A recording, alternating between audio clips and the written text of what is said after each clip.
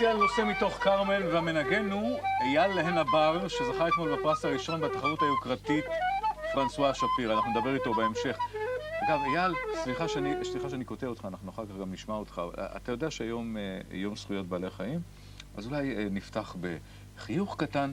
איזה צבע נובח? זה צהבהב.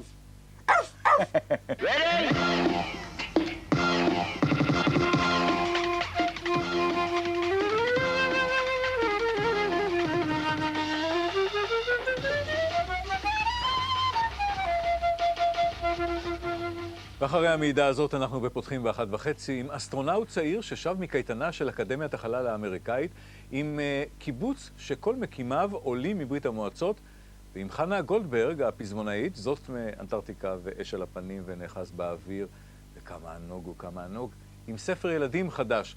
אבל לפני כל אלה, המזון שאנו אוכלים. מסתבר עד שאנחנו אוכלי זבל. אני מגזים? אולי, אבל בואו נערוך רשימה קצרה מהמעט שהתפרסם לאחרונה. בחלב התגלה הסיליקון, הדבש התגלה כמי סוכר, העופות והבקר רבועים אנטיביוטיקה, שמן הזית, נכון, מעורב בסויה, בארות נסגרות בגלל הדישון הרב, איכות המים בכלל נוראית, פירות וירקות מרוססים ברעלים. אנחנו הזמנו לכאן שניים. לדוקטור בריאן קזין, מנהל שירות המזון הארצי של משרד הבריאות, שכבר יש חיוך על פניו למשמע דבריי, ואת אבי ברז, חקלאי העוסק בחקלאות אורגנית, חקלאות שבה לא מרססים, לא מדשנים. שלום לשניכם. שלום. אז בריאן, אולי תגיד לי היכן הגזמתי, איפה טעיתי? ודאי שאנחנו לא אוכלים זבל. רוב המזונות שלנו ברמה מאוד מאוד גבוהה, באיכות טובה, אפשר להתחרות בכל המזונות בחוץ לארץ, באירופה ובאמריקה. לכן הגזמת קצת. אתה מפתיע אותי משום שהאינפורמציה שמגיעה אליי, ואני אחרי ניזון מהתקשורת, אבל גם ממקומות נוספים, מספרת על ספינה של בטטות שהוחזרה חזרה, משום שבסקנדינביה למשל, התקנים לגבי הרעל שצריך להימצא בבטטות הוא אחר, שחלק מהסחורות שמיועדות לייצוא מגודלות אחרת ומרוססות אחרת מאשר הסחורות שמגיעות אלינו לשווקים לשיווק ישיר. בגלל זה יש מערכת של פיקוח על ירקות ופירות ומזון. גם משרד החקלאות מפקח וגם משרד הבריאות מפקח, על מנת להבטיח שסחורות כאלה לא יגיע לחוץ לארץ, לא יגיע לשולחן של הציבור בארץ. לכן יש פיקוח. כמה מפקחים עומדים לרשותך? יש לנו בסביבות 55 מפקחים בכל הארץ. עכשיו בוא נהיה ריאליים. כן. 55 מפקחים על מאות אלפי טונות של ירקות. האם אתה חושב שזה אכן יעיל ועובד, הפיקוח הזה? אני חושב שהפיקוח יעיל, אבל בוודאי יש צורך להגביר את מספר המפקחים שיש לנו. אבל אפילו שנקבל עוד 200-300, אי אפשר להכניס בכל מפעל מזון ובכל חנות מפקח. צריך להתחיל לשפר את שיטת הפיקוח. ואנחנו עושים את זה על ידי שיטה למשל של תנאי ייצור נאותים, שאנחנו מביאים חלק גדול של הפיקוח על המפעלים עצמם. ואנחנו למשל מכניסים להרבה מפעלי בשר וטרינריים שמפקחים בתוך המפעל בשבילנו. יש שיטות שונות לפיקוח. על בשר אנחנו לא מדברים בכלל. היום בואו לא ניכנס לזה כי זה נושא כאוב ואישית לגביי. אבל אני רוצה לשאול אותך, אבי, אתה בעבר האפל שלך, היית חקלאי רגיל. יותר מזה, אני מבין שגם עסקת בריסוסים. הייתי קבלן ריסוסים. אז בוא תספר אולי גם לדוקטור הנכבד וגם לצופים בבית, איך חקלאי רגיל נוהג לרסס היום במדינתנו? הבעיה העיקרית היא שכל ריסוס גורר ריסוס נוסף. בחקלאות הרגילה, אתה צריך לרסס לפעמים פעמיים ביום. על רוב חומרי הדברה כתוב, אין לקטוף 21 יום לאחר הריסוס. אם למשל תות שדה או עגבניות או כרובית בקיץ, מרססים אותם יום-יום. איך אפשר לחכות 21 יום? לדעתי, כל הירקות שם... מרססים ירקות, אתה אומר, יום לפני שהם נקטפים? באותו יום בבוקר מרססים, לפני שמתחילה הרוח, ב8 מתחילים לקטוף. אז הנה, בניגוד לכל התקנות האפשריות, הוא מספר לך מה קורה בשטח, והוא בחור אמין, אנחנו התרשמנו ממנו גם לפני התוכנית ביחד. נכון. איך מיישבים את הסתירה שאנחנו בכל זאת לא אוכלים רעל? קודם כל זה לא בדיוק ככה. לפי הידיעה שיש לי, המידע שיש לי, רוב החקלאים עובדים לפי ההנחיות והוראות הנוהל שקשור לשימוש בחומרי הדברה. זה רובם. כשאנחנו בדקנו ואנחנו בודקים הרבה דוגמאות של פירות וירקות וגם מוצרי בשר ובשר וחודב וכו', אנחנו מצאנו בסדר גודל של 8% חריגות מהתוצאות שבדקנו. זאת אומרת, רוב החקלאים עובדים לפי הנחיות. לא כולם, זה נכון. 8% חריגות, אם נחשוב ש8% מהאוכלוסייה, נקבל את הנתונים שלך. כן. אז 8% מהאוכלוסייה אוכלת רעל. לא אומר 8% של האוכלוסייה, 8% של הדוגמאות שבדקנו היו חריגות, ואפשר להגיד... לפלאי הסטטיסטיקה. כן. כן, אבל... אבל לא עם חומרים מסוכנים. סטטיסטיקה זה דבר מאוד מוזר. בטח בדקו בחורף, כשהמזיקים הוא קצת יותר נמוך, ועושים סטטיסטיקה. הבעיה העיקרית, אני מבין, לא בעונה הזאת, למעט התות. בחורף, בעיית המזיקים היא הרבה פחותה מאשר בקיץ. בקיץ אתה צריך לרסס תולעים, פרפרים, קמחון, קשותית, כל המזיקים שבעולם קיימים בעיקר בקיץ. סליחה, אבל הצופים שלנו כבר רוצים להצטרף לשיחה, ויש לנו שיחת טלפון. הלו, עם מי אנחנו מדברים? שלום, אתה מדבר עם יהודה מהרצליה. שלום לך, יהודה מהרצליה, ומה רצית לספר לנו? אני לא רוצה לספר, אני רוצה בעיקר לשאול. כן. איך יודע יהודי מן השורה שאין לו אמצעים מעבדתיים, שכשהוא הולך לקנות ירקות או פירות אורגניים, שאכן הוא מקבל משהו שהוא נטול ריסוסים מהסוג שאתם מדברים עליהם? שאלה מצוינת, ויש לי במקרה פה, הבוקר דיברתי עם מגדל אורגני, מגדל בעצם הוא משווק אורגני, זה ביו-סנטר הם נקראים, והוא סיפר לי, אהרוני, כן, ואהרוני סיפר לי שבא אליו משרד הבריאות ועשה בדיקה של הירקות האורגניים. ואמרו לו, הבדיקה הייתה מעולה, הם בדקו איזה 60 סוגים של ירקות ופירות, והבדיקה הייתה מעולה, אמרו לו, ואין שום... הוא אמר, אנא, תנו לי בבקשה את הספחים כדי שאני אדע שהבדיקה שלי אכן היא בסדר.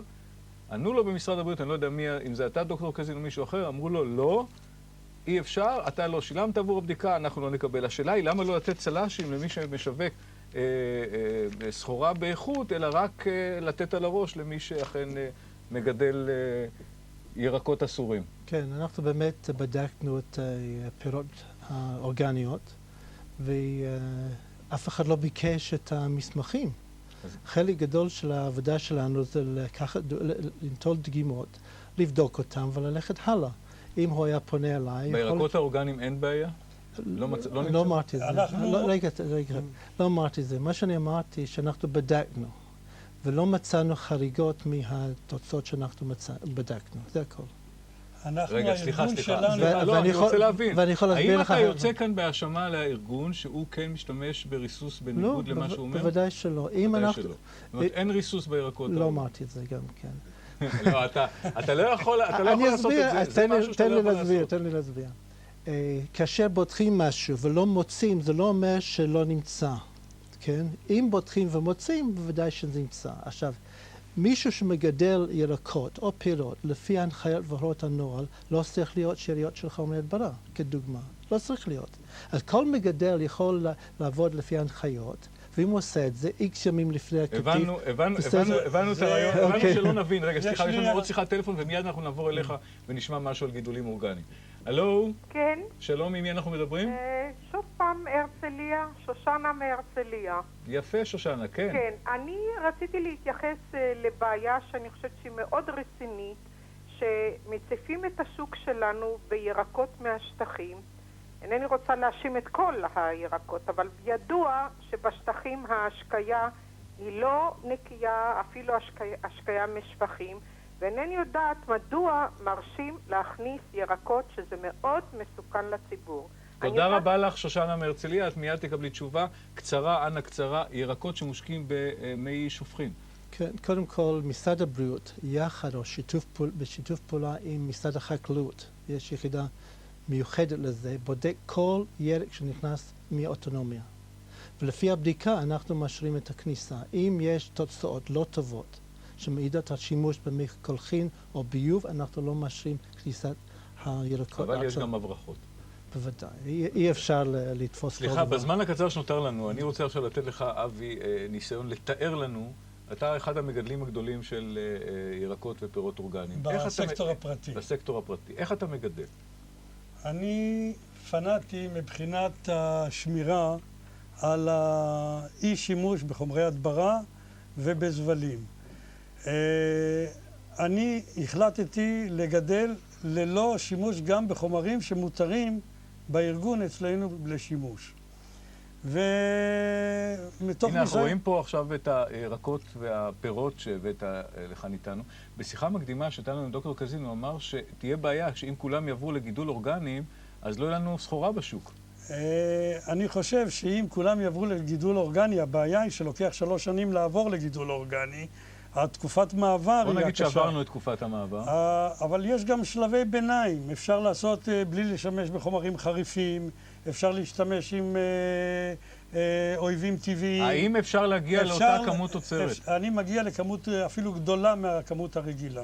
אני אתן רק בתור דוגמה, אני יוצאתי מ-400 מטר מרובע בטטה, 6 טון, מ-400 מטר מרובע דלורית, גם כן 6 טון. אני בקישואים מגיע ליבולי... אז למה אתם כל כך יקרים, תגיד לי? למה אנחנו יקרים? זאת שאלה שנטפל בה אולי בפעם אחרת. אני מוכן להראות את המחירים שאני מוכר, השאלה מה החנויות מוכרות. אוקיי, אז זהו, כנראה שזה המפתח, ברגע שתצליחו בשיווק גם להיות יותר זולים, אז יהיו בטוח צרכנים רבים. תודה רבה לשניכם. מיד תהיה כאן הפזמונאית חנה גולדברג עם הפתעה, לפני שדבר איתה, יש לנו את הקליפ? יש לנו! אז בואו נשמע את אחד משיריה, נאחז באוויר, גידי גוב.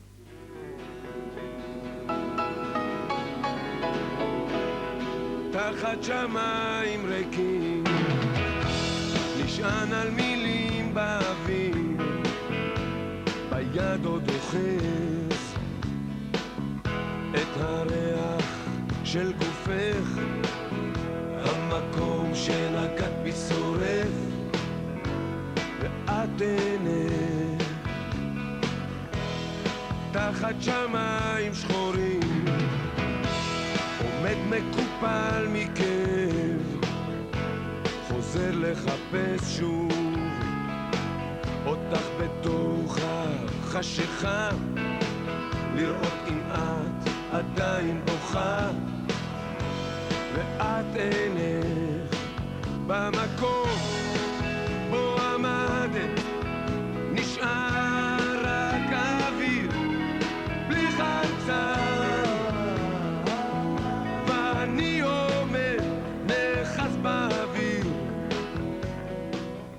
חנה גולדברג הביאה לנו הפתעה, ספר חמוד להפליא, על ילד יצירתי במיוחד. חנה, אולי תספרי לנו את על הילד הזה? לילד הזה קוראים תום. כן. ואבא ואמא שלו מאוד מאוד עייפים, הם רוצים לנוח בצהריים, והם מבקשים ממנו שילך לחדר שלו ויעסיק את עצמו בשקט בשקט ויעשה שם כל מה שהוא רוצה. תום הולך לחדר שלו והוא מסתכל על הקיר וזה סתם קיר וסתם משעמם ולא קורה שם שום דבר, עד שהוא מתחיל לשמוע קולות, כל מיני קולות מפחידים, והוא חושב שיש גנב בבית. גנבים הגיעו, כן? הוא חושב שיש גנבים בבית. תום מגיב, כמו שכל הורה כל הזמן מדריך את הילד שלו להגיב ביצירתיות ובאומץ. ונוסף לכל, הוא עושה הכל בשקט, בשקט, בשקט, בשקט, כך שהוא ילד מאוד מאוד מאוד טוב. הוא פשוט מתחיל לרוקן את כל תכולת הבית, לאט לאט, בהתחלה את כל הצעצועים מהמדפים, ואחר כך את כל תכולת הארונות, אחר כך את כל הסירים מהמטבח, ואחר כך, אחרי שכבר יש ערימה ענקית ענקית עד התקרה, הוא לוקח את צמיחת הפוך שלו ומכסה כדי שהגנב לא יראה מה יש בפנים, את כל הסכינים וכל הדברים.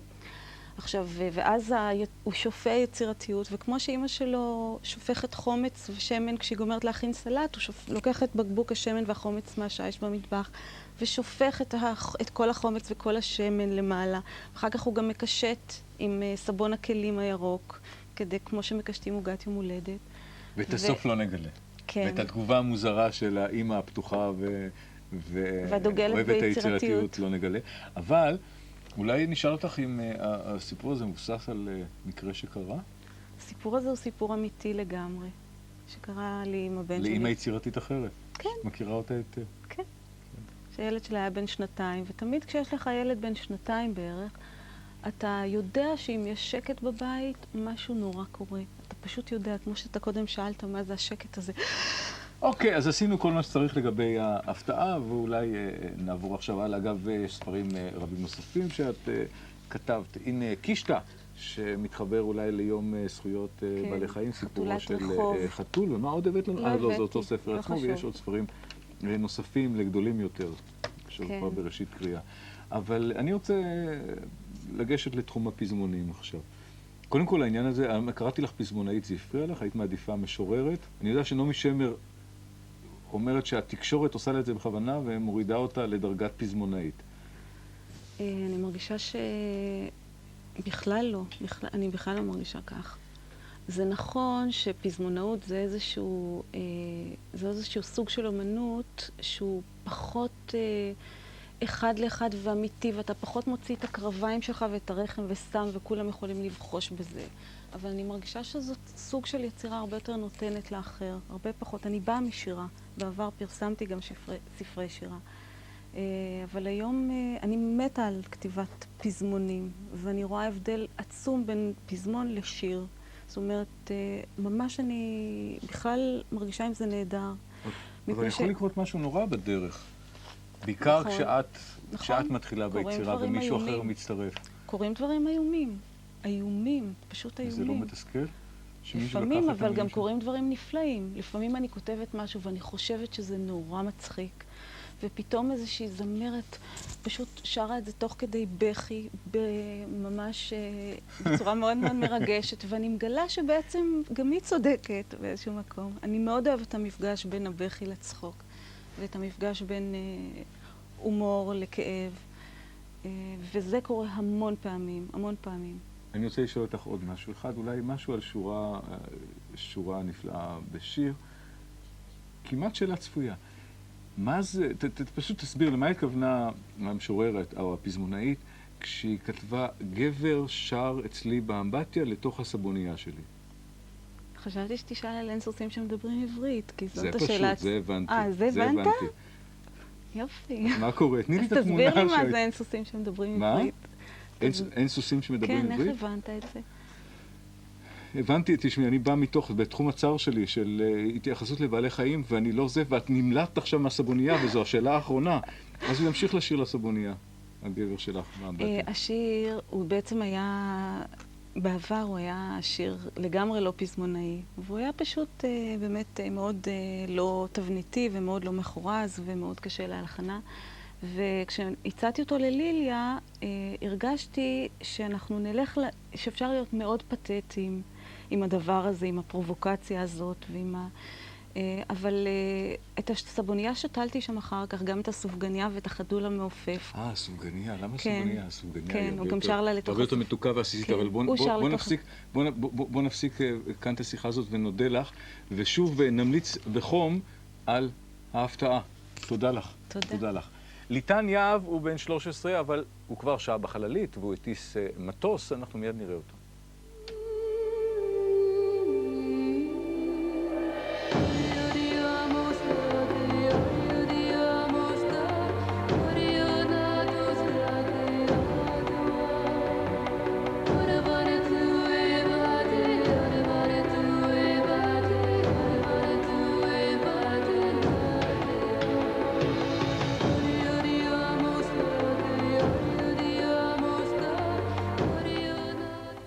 אז לידי יושב כבר ליטן, נרגש כמעה, אבל אתם יודעים מה הבחור הזה? הבחור הזה היה בקייטנה בארצות הברית של, מה זה בעצם, האקדמיה לתעופה או האקדמיה לחלל? כן.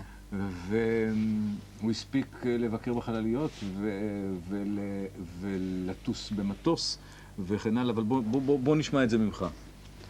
טוב. מה החוויה הכי גדולה שהייתה לך בקייטנה הזאת?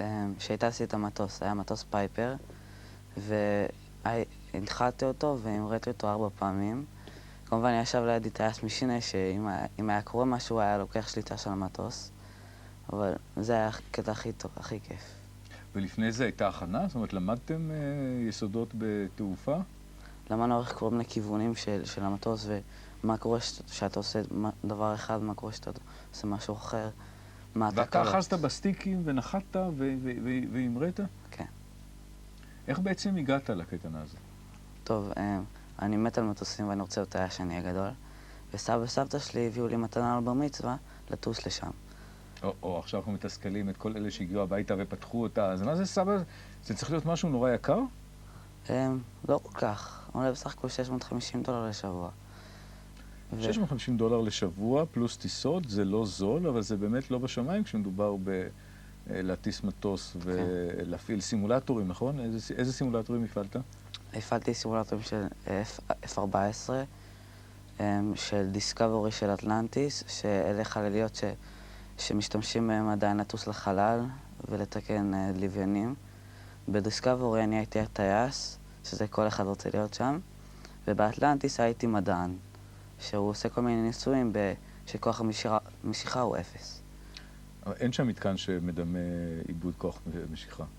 לא, יש מתקן שאתה מרגיש כאילו שאתה על הירח שזה 1/6 מכוח המשיכה. תגיד לי, והיום שקוראים לך אסטרונאוט אתה נעלב? לא. לא? אוקיי, אז הנה, האסטרונאוט הראשון אצלנו כאן בפותחים ב-13:30, תודה רבה לך, ליטן. וליטן אמר לי קודם שצריך לדעת אנגלית כדי להסתדר כן. כן, אז אם אתם בני 10, יש לכם 3 שנים ללמוד אנגלית היטב ולהצטרף לקייטנה הזאת במקום הבר מצווה המקובלת. תודה, ליטן, ועכשיו אנחנו נצטרף לצלם יובל דלשר ולכתבת אביטל קורן, שביקרו בפלך, הקיבוץ הראשון שהוקם על טהרת עולים מחבר העמים.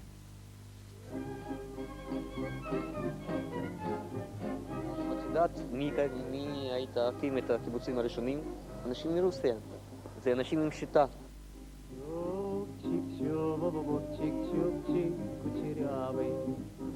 הפרות של קיבוץ פלך כבר ראו הרבה גרעינים עוברים על פניהם, אבל רק הגרעין הרוסי השתקע במקום. אנחנו התחלנו מ3 משפחות שהן כולם מרוסיה, וכל בן אדם זה באופן טבעי מחפש מה שדומה לו. ואתה אמרת שהגרעין שלכם בא אחרי גרעינים אחרים. היו גרעינים שהם בעצם מאיזושהי תוכנית בראש חוץ מהקיבוץ. למשל, לפני היה גרעין שהוא לא אכל בשר. הם היו אנשים טובים, אבל הם עשו הרבה מדיטציות ופחות עבודה. ומה אתם? אז אנחנו עושים יותר עבודה ולא עושים מדיטציות. כי למשל, כל העבודות האלה, אי אפשר לעבוד רק 8 שעות ברפת, או בקיבי שלי, או בלול. אנשים עובדים כמה שצריך. כשהוא מדבר על הקיבוץ ומטע הקיבי שלו, שבו הוא האחראי והעובד הבלעדי, עיניו נוצצות בגאווה. וכסוציאליסט ישן שהמציא את השיטה ועדיין מאמין בה באמונה שלמה, הוא מוביל אותנו בין ענפי הקיבוץ והעובדים. זה סבשה, הוא עוזר לולן שלנו, אבל לולן שלנו היום הוא לומד. שלום. והוא חדש בקיבוץ, הוא מועמד. כל קצת יש לזה. הוא כאן חודש השלישי הולך.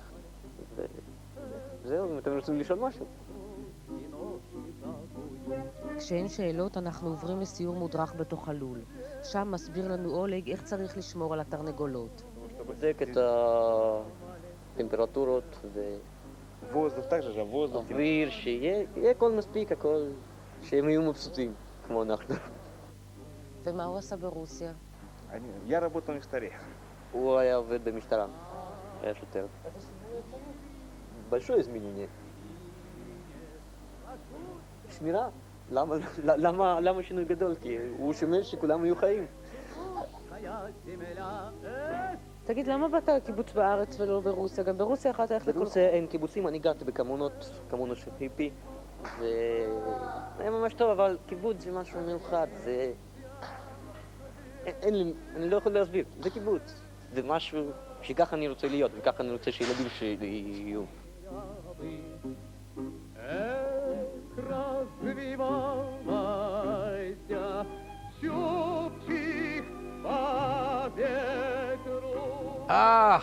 איזה מוזיקה.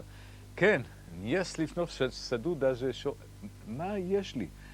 טוב, אנחנו את נגן החליל אייל עין הבר החלטנו לארח היום, לפני שידענו שהוא זכה בתחרות שפירא היוקרתית, ומיד אנחנו נדבר איתו וגם נשמע אותו. אייל, בחרת בכלי המופלא הזה מרצון, או שזה איזה תכתובת מהבית? האמת היא שיש לי שני אחים גדולים ממני, שמנגנים וניגנו בכלי נשיפה לפניי. אז מן הסתם חשבתי שאני אנגן כלי נשיפה, במיוחד שאני בא מעיר קטנה שבה היה רק תזמורת כלי נשיפה מקומית כזאת, חדרה. ומשום מה חלמתי על הכלי הזה בגלל, רואים את הכלי? בגלל שיש לה כל מיני כאלה פטנטים שלוחצים פה וזה סוגר פה, וככה זה נראה לי נורא משוכלל. היום אני לא בטוח שהייתי בוחר בזה. באמת? באמת?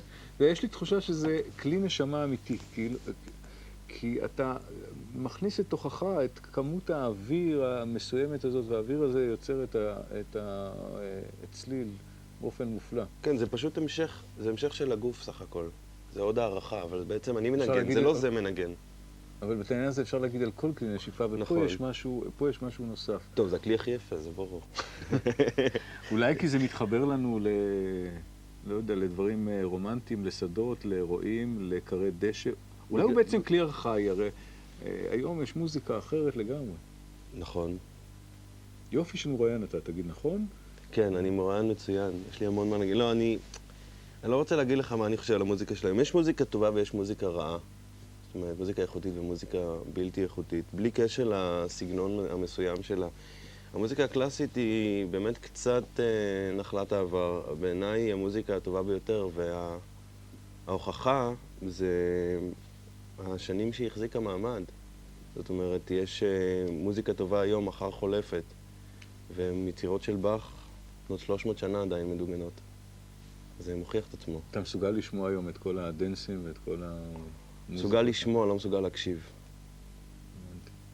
ספר לי איזה פשלה נוראית שקרה לך פעם, קרתה לך פעם באיזושהי הופעה. היו פה שבועיים שבשבילי היו חוויה אחת הנשגבות. ז'אן פייר רמפל, החלילן אולי הכי ידוע, הגיע לארץ למסע קונצרטים, ונפל בחלקי הכבוד הגדול להתלוות אליו, רצו שאני אנגן איתו. וכל השבועיים האלה היו באמת חוויה מאוד מאוד מרגשת, רק בגלל העובדה שאני עומד לידו. ואז אתם מגיעים לשיא, להופעה? להופעה בעין עובדת, בטבע, בקניון הנפלא הזה, הכל כל כך, באמת כל כך אידיאלי. חולים על הבמה, ומוזיקה קלאסית בדרך כלל מנגנים עם תווים. בחוץ יש רוח, והתווים עומדים על העמוד, ולא כל כך רוצים לעמוד על העמוד. ואני גם ככה נורא התרגשתי, וכשראיתי אחר כך את הוידאו, זה היה ממש סיוט. זה היה נורא מלחיץ, זה הסתדר, אבל... אז הנה, גמרנו בפשלה והתחלנו בהצלחה גדולה. אני מבין שמלבד הפרס הכספי, אתה גם תוכל להיות בשבוע האומן הצעיר. אני נגן עם הפילהרמונית. והפרס הזה מאפשר הרבה אפשרויות. ואנחנו, לסיום ממש, נשמע אותך עכשיו שוב מנגן משהו. ובעוד אתה מתארגן בזריזות אופיינית, אנחנו ניפרד מכם שם בבית. אנחנו סיימנו כאן, עד כאן פותחים ב13:30. מחר נזכיר תהיה כאן ענת דולב, כך שאתם בידיים טובות להתראות. ביי. בבקשה.